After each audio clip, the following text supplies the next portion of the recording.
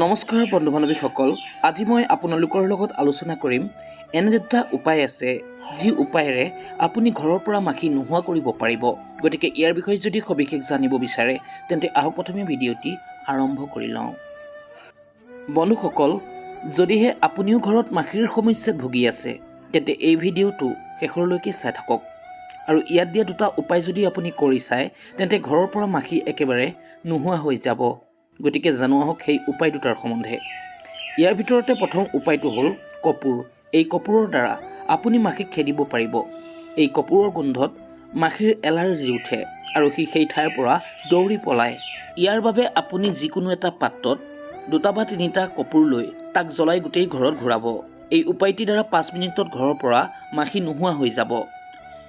দ্বিতীয় উপায়টো হৈছে 1 বা 2টা নেমু কাটি তাক 4 ভাগ কৰি ল'ব আৰু তাৰ ভিতৰত কেইটামান লং সুমুৱাই দিব আৰু য'ত বেছিকৈ মাখি থাকে সেই ঠাইত এই নেমু ৰাখি দিব।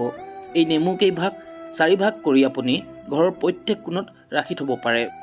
বন্ধুসকল, এই উপায়টি হৈছে একেবাৰে পৌৰাণিক উপায়, গতিকে আপোনালোকে কৰি চাব পাৰে। যদিহে ভিডিঅ'টো আপোনাৰ ভাল লাগিলে তেন্তে লাইক কৰিব আৰু শ্বেয়াৰ কৰিব।